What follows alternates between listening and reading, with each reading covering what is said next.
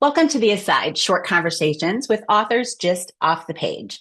I'm Valerie Beal. I'm an author myself, but I was trained as a journalist. So here I get to satisfy some of my insatiable curiosity, which some might call nosiness. Each episode features a focused conversation with an author about the ideas that shape their work, along with some potentially quirky questions you might not be expecting. If you love reading, writing, or simply learning more about some of your favorite authors, you are in the right place. Let's step off the page and begin. Thank you, everyone, for joining us today on The Aside. I am here with writer, author, editor, writing craft instructor. You have a long list of things I could say about you. Robb Grindstaff. We've crossed paths a little bit, like with Wisconsin Writers Association through the Yeah. years. But this is fun for me because I don't know a lot about you. So now I get nosy and ask a bunch of questions today. But thanks for joining me. Okay. Well, it's great. So you don't know a lot about me, so I could say anything and you'd believe it. I would feel free. We'll embellish all you want, but there will be people watching this who might know the Yeah, real thing. So, that's true.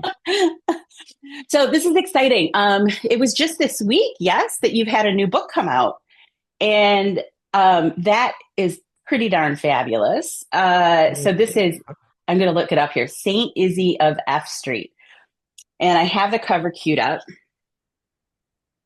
which is pretty cool. You see the Capitol in the background, so we're getting some clues as to the setting. I'll scroll down just a little bit so we can see your name and everything. Yeah, that Nice actually has my cover. name on it. It does. It does. Apparently, my ratio on my iPad screen isn't quite right for your cover, so I've had to. But this is so neat. It's fun to talk to somebody when a book is just coming out. But you actually released this chapter by chapter, was it, as a serial? Yes, all of last year, and on weekly installments. Some of the installments might have had two chapters, or three Okay, chapters, or some just had one, depending on how long the chapters were. that makes But sense. yeah, So, what was this on Substack? Did you release it over there? yeah, I have a Substack that I use for kind of the craft of writing. So I started a Mhm. companion Substack just to release this book as a serialized novel, which a lot of writers are starting to do on Substack. So I Mhm. did it as an experiment.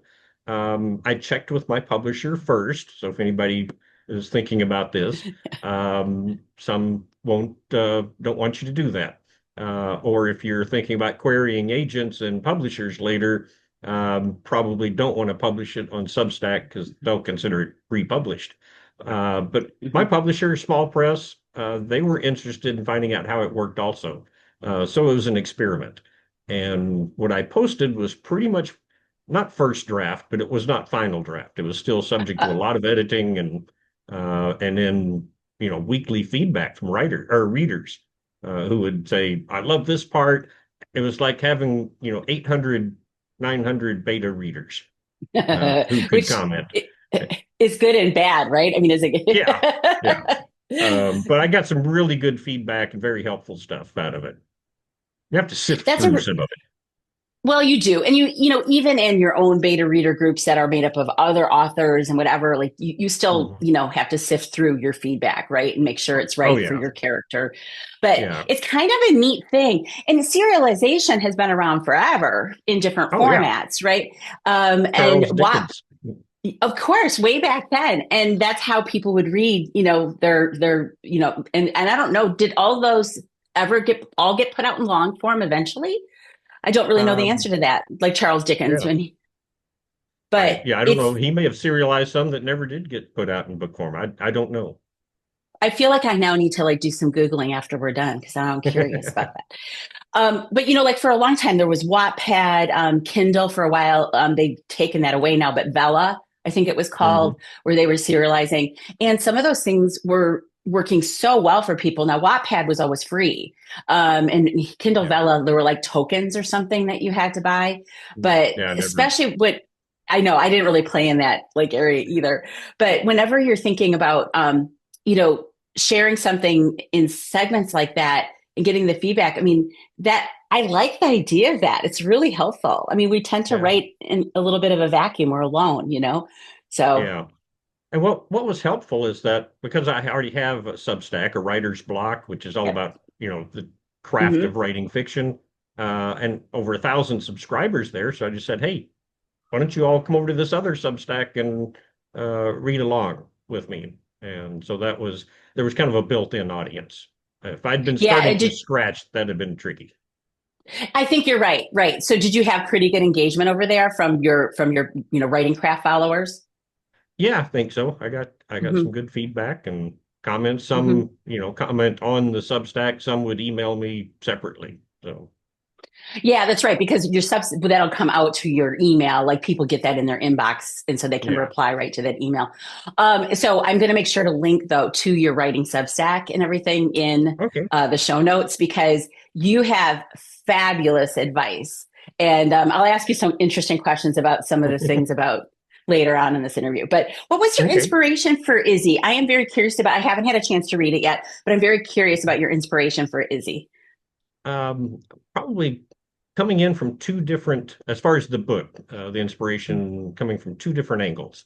Mm-hmm. The story is set at the National Press Building in downtown Washington, D.C., the corner of 14th and F Street, where I worked for 10 years and interacted with, street people and homeless people on a regular basis outside, and of all types.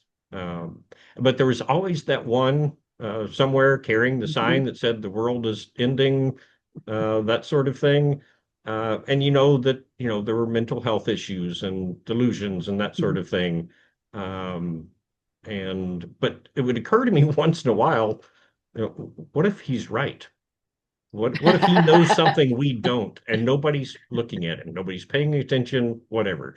And so that was kind of one piece of the inspiration for the book.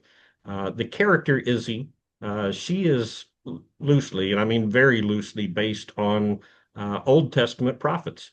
Mm-hmm. Even the name Izzy is kind of reminiscent of Isaiah and Ezekiel and Ezra and Esther. And so I just kind of went with that. And those two things kind of came together into this story. I love that. And it's interesting thing too, because homeless tend to be those invisible parts of the world that don't often end up playing the starring role, right? Hmm. You walk by them, or perhaps you are involved and you volunteer or whatever. But Yeah, it's a really neat character to make, put on center stage. yeah, and So, that invisibility is a key part of the story itself, mhm. and how the homeless are invisible. They can someone can stand on the street corner, and crowds walk past them without looking at them, without seeing them, and we've made them invisible. And Yes, Izzy yes. Izzy didn't want to remain invisible. And clearly she is not. So all your books been published by Evolved Publishing?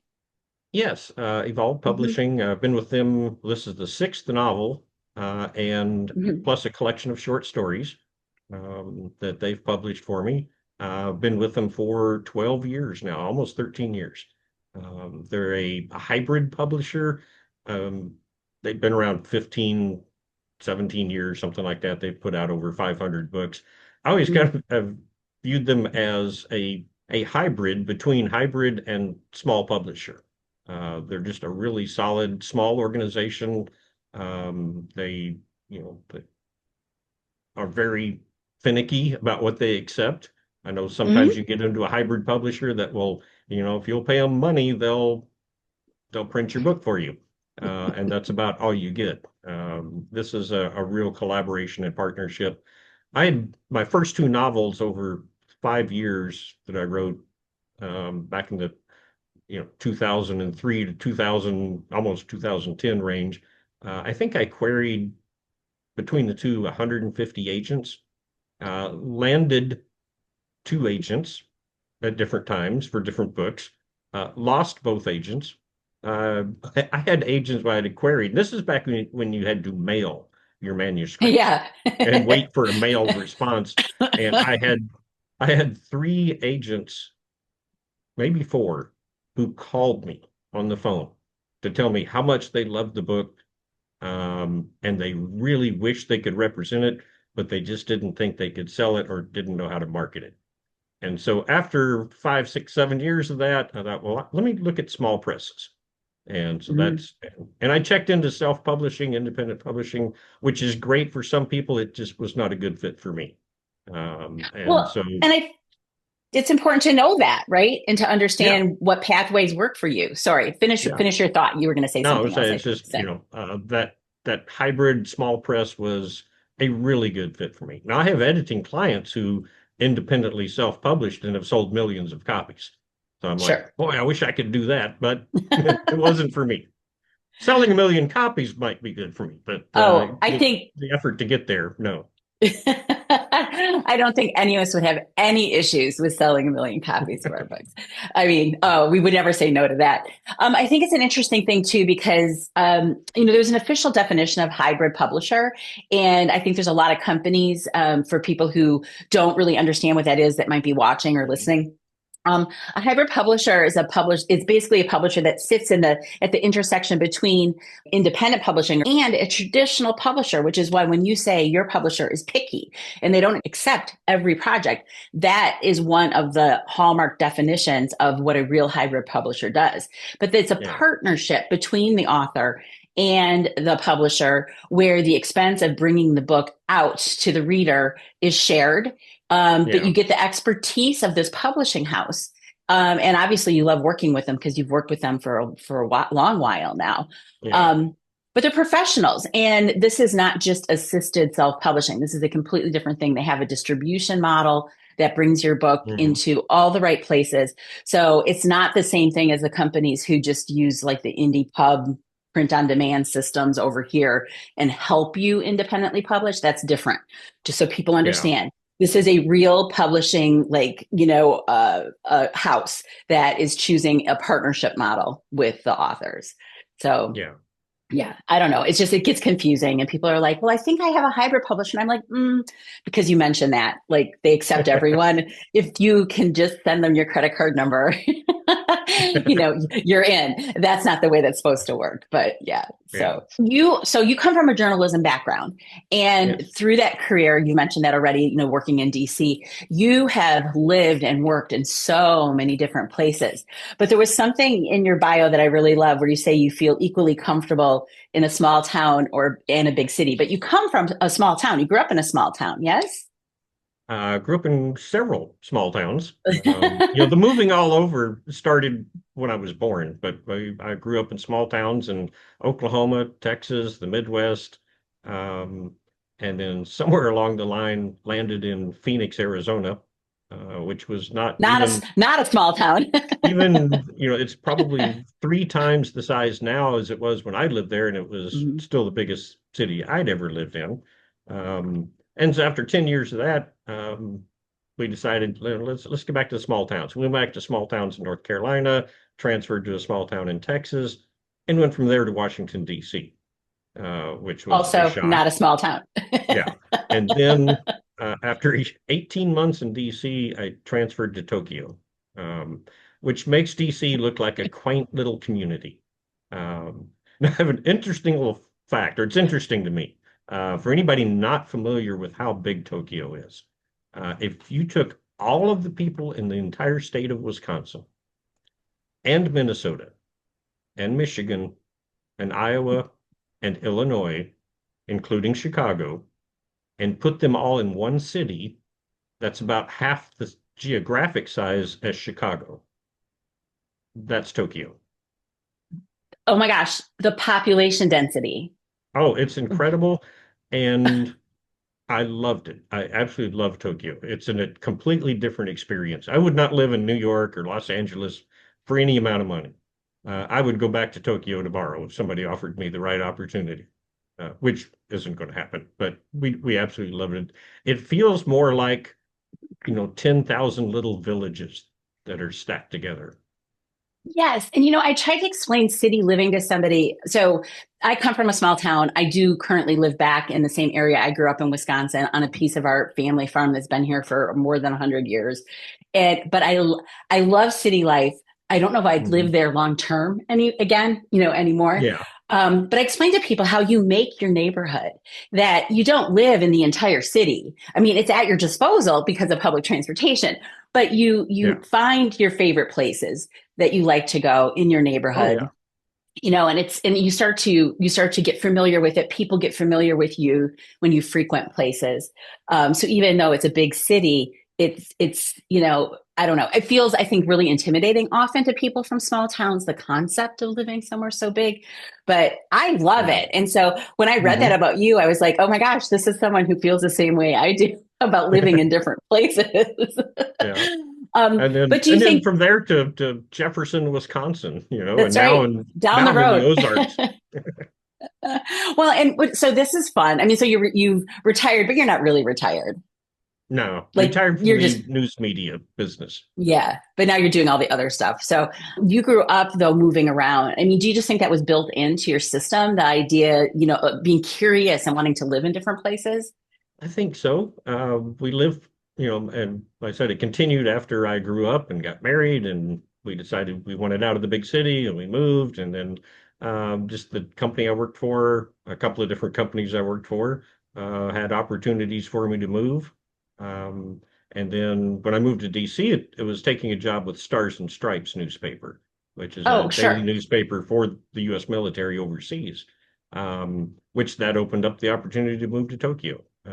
So I mean, Ugh, it was all in that news media journalism world, and yeah, just I'm great jealous. opportunities. The biggest city I've ever lived in was London, and I loved Mm, it, loved it, loved it. And yeah, I love going back somewhere where you're like, although it's been many, many years, that where you feel comfortable and you're like I can get around yeah, here. I don't need a map. Like I know where I'm going. I'm like, huh, I'm not a tourist.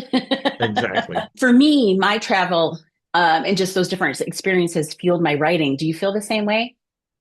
Oh yeah, my first novel was really based on a lot of that travel. Uh, Yeah, a character who kind of followed some of those same um, paths, I guess. Completely yeah, different life, completely different character than me, but the settings were places I had lived, from small towns in Texas to Tokyo and Italy and other places. So, yeah. And I think sometimes small towns can provide the creepier settings. yeah, exactly. Southern Depends on what you're Gothic, writing. Kind of on that note, like what do you feel like your writing kind of has a theme through it? I mean, what do you want readers to take away from your stories? I mean, a lot of times I get asked that question and I'm like, look, I just want people to be entertained. But we Mhm. all have different themes, different books have different themes, but what do you want your readers to take away from your books? Yeah, I mean, each book probably has a somewhat different theme. Hmm. I the main thing I want is for someone who reads any of my books is the same thing I enjoy the most when I'm reading, is that it you transport from reading a book to watching a movie in your head and then to morphing into the mind of the character so that you experience the story directly. You're not reading. When you forget you're reading a book and you're just living vicariously through the character, the ups and downs, that to me is always the goal. Yes, yes. And isn't that wonderful? I mean, I sometimes go back to some of the things that I've written a long time ago if I'm like, going to continue on in a series and you're rereading and you're like, and it's fun that like you can kind of that portal into story, Yeah, and I think that's that magical thing. And even when we're editing, right, or if you're reading something that maybe wasn't well edited, where you never quite get to that point where things keep yeah, pulling you out of that mindset. So yeah, I love that. And if anybody ever comes back and says something like that to me, like, oh, I just couldn't put your story down, and or it was just the story I needed right when first, even if it's just like escapism, at that point, I'm yeah, always feeling like, thank you. Like it's nice to get that feedback, right? yeah. Do you ever write? Have you ever translated stuff into screenplay for any of your work? Do you? No, I haven't. I've thought about it. Talked to a couple of screenplay writers who had discussed the possibility. I hadn't gone anywhere yet. But to me, that's a completely different animal that I don't know how to do. Me either. And yeah, I just, I've thought about it, studying up on it to figure out how to do it myself. And I thought, well, I should leave that to the professionals. Yeah, and I was thinking that too, and people have asked me that, and I'm like, I don't know if I want to learn that necessarily. Like, I mean, hey, I Hmm. somebody came to me and said, "We think your book would make a great screenplay." I'm not going to argue with them, but I don't have the skill Exactly. set. I don't have the Yeah. skill set. And I don't know. the just the whole idea of taking a 400-page novel and boiling it down to about a 90-page screenplay is just boggles my mind, you know. Well, But it's like when you get told you when you have to write your synopsis of your book, yeah, ugh, and you're that's the like, worst I part. like give me a one It, page synopsis of your entire plot. yeah, Like that's evil. That's an evil, evil project. yeah. Okay, so this is one of those kind of out there questions, but if a TV series or a movie was made from Mhm. one of your books, do you have any? Have you ever thought about like who might play any of your characters? There was one in particular, my novel Turning Trixie, which is a story of a small East Texas town. Trixie is a single mother and the only hooker in this small town, and she wins the lottery and decides, obviously to change her life. And the trouble starts when she decides the rest of the town needs changing too. But the Trixie character, if anybody's ever watched the Netflix series Ozark, um, there was a character named Ruth, played by Julia Garner, I believe her name. I think I've got the She's right. so good. And I've seen her in several other things, but the Ozark was the first time I really saw her. Uh, and she is a dead ringer for Trixie, I the can Ruth see that. character in a way. I can see that. I love she. I think she was the best character on that show.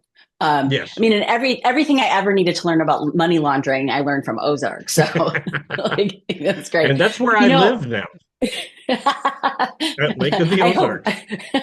I hope you don't have any. I don't even hope you don't have those neighbors because that could No, be not that I dangerous. know of. No. Well, they do try to They're, fly under the radar. yeah, they're not selling heroin hidden in Bibles at my church. I can tell you that. At least the ones offered me that anyway.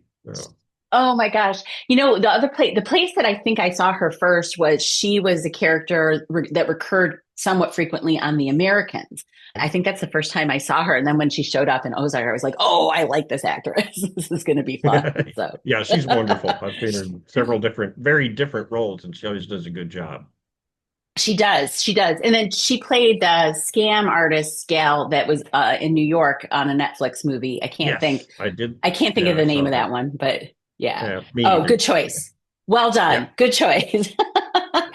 Okay, so I have a funny question here. What is a weird, hyper specific detail that you know about one of your characters that really doesn't even make it into the story, but it's something that you know about one of your characters? Um, hmm. Yeah, I'm going to answer that generally rather than specifically because there's way too many. Uh, when I when I write, I tend to write everything that ever happened to my character and their family history, and even write full scenes about their family history and how their parents met. And I write all this stuff and I write their whole life and I know all this stuff, and then 98% of it never goes into the book. So yeah, I know all the little details of everything that happened, even to her parents or grandparents and how they came to America. And I've got all that in there, and it helps me form the character, and I know that person, maybe as well as I know myself or better. Um, so I know all those little weird details. I can't think of one off the top of my head though. No, but that's brilliant, though. That's brilliant because you then know exactly how a character is going to react when you put them in a situation in a book.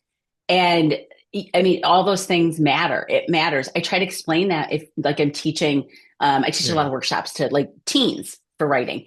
And yeah, I tell them that they need to know all those things, the backstory. And then one thing I usually ask is I say, okay, what is one thing that your character carries with them always in their pocket or their backpack? But like, yeah, it's not the what, it's the why yeah. they carry it.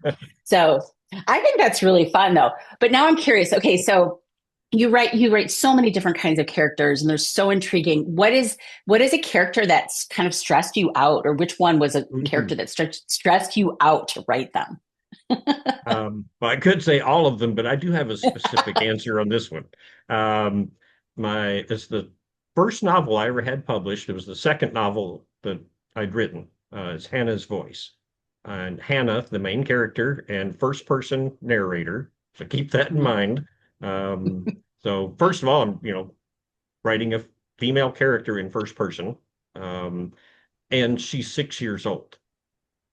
But Oh, it's a book for adults. So I've got to write this voice that, adults will want to read. It's not a children's book. Um, but in the voice and mind of a 6 year old. I thought, okay, well, I can do this. And so we're writing, and as the story progressed by chapter two, for a variety of reasons that are clear in the book, she stops talking. It's elective mutism or selective or reactive hmm, mutism. It's called emotional psychological reaction to events. right. And she stops talking for the next 12 years, the next 90% of the book. So I'm writing a first person narrator who goes from age 6 to 16 to 18, who never speaks out loud. And I thought, well, I've really written myself into a corner. Uh, but it worked out in the end. We got it all worked out. So So I have not read that one. So that's a lot of interiority, right? I mean, yeah, it's all interior. some interiority, but a lot of interacting with other characters. And so you So get her interior reaction or how she tries to communicate with people and what they're telling her and how they, kind of the basis of the story is how people misinterpret her silence. there Uh, you go. So how interesting. So people still, of course, are in her orbit and around her, yeah, talking to her, interacting with her, but you're getting her thoughts about all the things that are happening around her. So it is yeah, kind of like dialogue. It's unanswered dialogue because she's yeah. not. That's interesting. Okay, well, now I got to go read that book. So now I'm really Oh, curious. please do. You give a lot of really, really excellent writing advice. But I'm curious, what is one writing rule you believe in and one writing rule that you tend to break or that you think is made to be broken, maybe? Okay. On that one, what I always say in everything any class I teach is there are only two unbreakable rules in writing. The first rule is don't bore your readers because that pretty much ends the whole project. The second one is don't confuse your readers, but there's a caveat to that one. Intentionally misdirecting them to a great aha moment later is fine. Just confusing them or irritating them with that doesn't work. And so sometimes that's a fine line and difficult. Everything else about writing and everything I teach, I always refer to it sometimes as rules because that's easy to say, but they're not rules. They are standard tips and techniques that have been proven over, decades or Mhm. centuries as effective for the readers in telling a story and effective storytelling techniques. But you can break any of them if you know what you're doing and you execute it well for a specific reason. And that is the Exactly. hard part. My novel Slade um, broke every standard rule and technique that I teach. And I did it on purpose. And the entire book is a collection of interviews with all of the Oh, characters. It's like an oral history. They're all mhm. being interviewed about events that had happened 15, 20, and 25 years ago. So in an interview, and the interviewer is almost invisible, just pops in with a question now and then. So basically what you've got is an entire book of nothing but dialogue with no dialogue tags, no narration, no setting, other than they're sitting at a desk being interviewed. Um, and and it's all telling because in dialogue with they're all talking about something that happened years before, and then the plot just kind of gradually is un unveiled one onion layer at a time over the course of these interviews. There's 15 different characters that get interviewed multiple times. And this is about the same event from 15 years back? Yeah, it started at it's kind of the history of the main character's life, and Okay, everybody's talking okay. about him. There was a big inciting incident that happened 25 years earlier that set his life in motion. and then all the different things that occurred over the course of the next 25 years, uh, up until What? it kind of reaches the present with one active scene. I love it. What fun to play with format that way. Yeah, and that actually was an accident. Um, uh, I had the character, one of those characters that invades your head and won't shut up. So I was sat down and was writing stuff and thought, well, I'll use the advice I give writers sometimes is interview your characters. And so I started interviewing the characters. And when I was up to 60,000 words, I thought, this might work. I thought I was just writing all that background information, so I had it all to write the story. But for some reason, it just kind of worked out that I looked at what I had and thought, I can finesse this a little bit, get some, and I got some beta readers to check it out, say, am I crazy? Or is Yeah. this working? And they loved it. So, I just continued on. Well, and that's so fascinating too, because I mean, I'm sure some people are unreliable in their recollections of Oh yeah, there's what, contradictory stories. yeah. Uh, So you've got the tension there. Okay, that's fascinating. Okay, now another book. You're going to just put so many books on my to be read list here today that you're like, yes, that's my job. That's my job today. that's my job. Awesome. Oh my gosh. And that's the thing too, though, is you do need to know the rules to know when you're breaking them so that Yeah, I mean, you can say, look, I know this isn't normal story structure. I know this, but but you know enough about story to also make that work for you, yeah. and for the At least reader. you hope so. Well, you do. And, like anything, when you're trying to play a little bit with structure, like multiple points of view and all of that business, you're always hoping it's going to pan out. Um, Yeah, but that's the fun about, I think, taking that leap to try to do something a little different is yeah. to just see. Because I mean, Mhm. I love reading things like that where you're like, this is cool. I've not read anything like this Yeah. before. No. Where I really enjoy that is writing short stories because they're Hmm. great practice. I wouldn't normally like to practice on a novel length work, and No, then sorry. go, this isn't working. But I can write 2,000 or 5,000 words and go, okay, that's not working, or this is working, and but I have to play with it.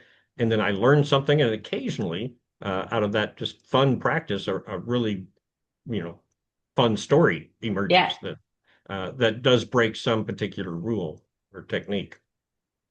I like that too. And sometimes when I'm a little stuck on like my main project, I'll go like do a contest entry piece or something that's shorter. Yeah. Sometimes flash fiction, which is pretty short, of Yeah. course. And but some of those short story type pieces then are have become building blocks for an entire book, and you do that one short bit and you're like, oh wait, maybe I do like these characters enough to build an entire story Yeah. around them. I also view short stories as kind of like we were talking about screenplays earlier. It's a completely Hmm. separate art form. It's not just Hmm. practice for writing novels. I've had writers ask me, well, should I just write short stories for practice? And I'm like, short stories are great practice, but they're their own thing. It's a completely different animal than writing a novel. I would say it's Right. as different as photography from filmmaking. A short story Yeah. is a photograph um, compared to a Yes. movie. Yes, I like that. I like that a lot. I like that a lot. That makes a lot of sense to me. Really good. I'm going to use that, but I'll attribute that to you. Like I probably what? stole it from someone else. Well, now it's your quote, so now I'm going to use it. But that does make sense. I mean, you are learning story arc. You're learning how to do that in a really short time frame, which of Yeah, course you can't. You're going to have a much bigger arc for a novel. yeah. But I like that. Ooh, okay, you got me thinking. So, what is something that you think is really weird about your writing process? I've kind of alluded to this a little earlier, I think, is I know a lot of writers, and they get the question a lot about, do you think of the plot first or the character first, or do you come up with a Oh, situation and then start building on it? And I don't do any of those for the most part. What happens with me is a character shows up in my head, sometimes at 3 in the morning, and won't shut up until I sit down and start taking dictation, and eventually, maybe in 10,000 words, maybe in 50,000 words, the character has told me her story. And I'm, here we go. Now I know my character and I know what the story is, and I can probably start from scratch or just take some of the things that I've written down. When this character invades my head, I know they make medication for that, um, but I'll pass. But I have heard from other writers that I'm not the only one that has experienced that. No, no. And when that happens, it's kind of a magical thing. And you do need to just listen and go with it Yeah, because, but we will talk about that too with people, other writers, where you're like, we talk about our characters like they're real people because they are real people to they us. are. And you're right. There is medication for that, but we opt not to I opt out of that one. All right. So tell me what you're currently reading and what projects are you working on right now? Okay. At the moment, what I'm reading are three manuscripts in progress that I'm editing, analyzing, critiquing, and going to spend a week at the Novel in Progress book camp in Racine later Yay. this month with these three authors as their book coach. And so, right now I'm reading for work, but it's also very enjoyable. Um, Uh-huh. the next things on my to be read list, and it's been there for a while, are the last two novels by Cormac McCarthy, The Mm. Passenger and Stella Maris. I think I'm pronouncing that correctly. Yeah. Oh, Which wow. I've Good wanted to books. read those, and I just haven't gotten to them yet. And so the next time I have a break and can just sit down and read something for pure enjoyment, those are the two on my list. As Oh, far as what I'm wow. working Good. on, yeah, I'm working on a couple of projects that are going nowhere fast. So That's because you're one, busy helping other writers right now. yeah, and one of them is my first attempt, other than journalism, of course, my first attempt at something nonfiction, kind of a Mhm. faith-based approach. But I said it's just a work in progress. And then out of that came, of course, a character and an idea for a Mhm. novel that might Of be course. very loosely based on it. That's exciting. That's fun. Yeah, but I get, like there's only so many hours in a day, and I know the novel in progress, the boot camp's coming up. Yeah. And so the people you're working with, the ones that you're coaching are lucky to have you. And I do think it's fun too when I'm like editing for someone. It is so Yeah. fun to read something new like that and help kind of shepherd things along. But there's so many good writers out there, and it is fun to Oh, yeah. hang out with them. Yeah. It's always tough when you get an editing client or something and you're reading their book and you're so caught up in their book that you forget to edit. Forget to edit. Um, Yeah. or you finish and you're like, well, I'm not really earning my money on this one. And I'll say that and say, okay, whoops. Okay. At page this to this, all I was a reader. I'm going to go back and edit that section now. Yeah, But exactly. that is like the best compliment that you forget to edit, right? Yeah. Yeah. Oh my gosh. Well, I mean, this is so much fun. Thanks for spending a little time with us today. I will link to that Novel in Progress boot camp. I'm not for this year, obviously, but if you're interested in that for next year, Mhm. when that comes back around, that's every year, right? Is it always in June? Yes. Yeah. I Yeah. believe it. I believe so. It always has been. It's this my second time there as an instructor or book coach or Mm-hmm. whatever. And it's a phenomenal program. They have several different programs that they offer all during the same week. So if anybody's interested, they can perhaps in 2027 get their spot at that boot camp. Absolutely. But thank you so much for joining me today. This was fun. I learned a lot. Yeah, it was. Thanks for having me. That's always good. That's today's conversation on the aside. Thanks for joining me. And if you would like more conversations like this, just off the page, please be sure to subscribe.